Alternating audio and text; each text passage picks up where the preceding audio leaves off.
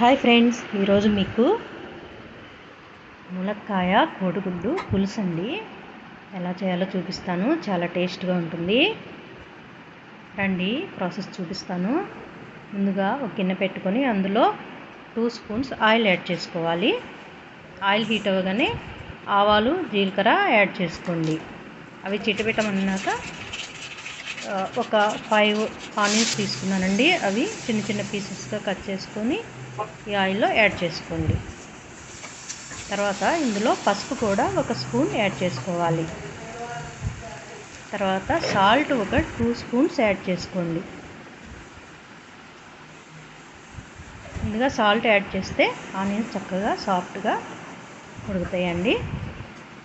తర్వాత పచ్చిమిర్చి ఒక 4-5 యాడ్ చేసుకోండి. కరివేపాకు కూడా యాడ్ చేసేసుకోండి. ఇప్పుడు మిక్స్ చేసుకొని ములక్కాడ ముక్కలు చక్కగా వాష్ చేసి పెట్టుకున్నానండి, అవి కూడా యాడ్ చేసుకోండి. ఇవన్నీ చక్కగా సాఫ్ట్గా ఉడకాలండి. ఒక 5 మినిట్స్ మూత పెట్టి ఉడకనియండి. తర్వాత ఉల్లిపాయలు సాఫ్ట్గా ఉడికినాయి. ఇప్పుడు టమోటా యాడ్ చేసుకోవాలి. ఉల్లిపాయలు ఉడికినాకే టమోటా యాడ్ చేసుకోండి. తర్వాత ఈ టమోటా ములక్కాడలు అన్నీ సాఫ్ట్గా ఉడికేటట్టు మూత పెట్టి 5 మినిట్స్ లో ఫ్లేమ్లో ఉడకనివ్వండి. ఈలోపు చింతపండు కూడా నానబెట్టుకోండి, ఒక నిమ్మకాయ సైజ్ అంతా.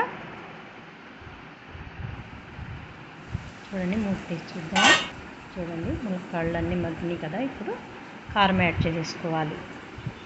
ఒక 3 స్పూన్స్ యాడ్ చేశానండి. మీ రుచికి సరిపడా యాడ్ చేసుకోండి.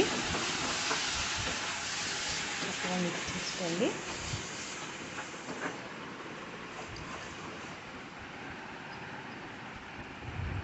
తర్వాత వీటిలో ఉడికించిన కోడిగుడ్లండి, 6 తీసుకున్నాను.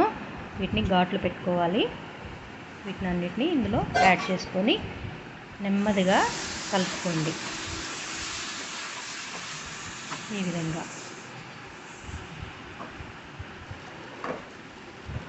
తర్వాత ఇవన్నీ ఉప్పు కారం పట్టే విధంగా మూత పెట్టేసి ఒక 5 మినిట్స్ ఉడకనియండి.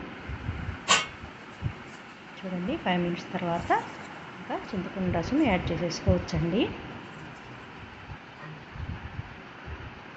మనకు పులుసు ఎంత కావాలో అంతా యాడ్ చేసుకోవాలండి. చక్కగా అంతా మిక్స్ చేసేసుకోండి.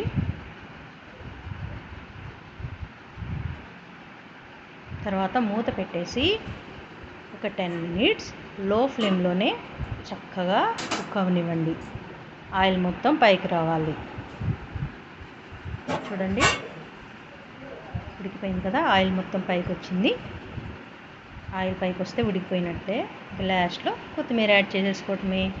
అంతేనండి, టేస్టీ టేస్టీ ములక్కాడ ఎగ్ పులుసు రెడీ అయిపోయిందండి. తప్పకుండా ట్రై చేయండి, చాలా టేస్ట్గా ఉంటుంది. నచ్చిందా అండి?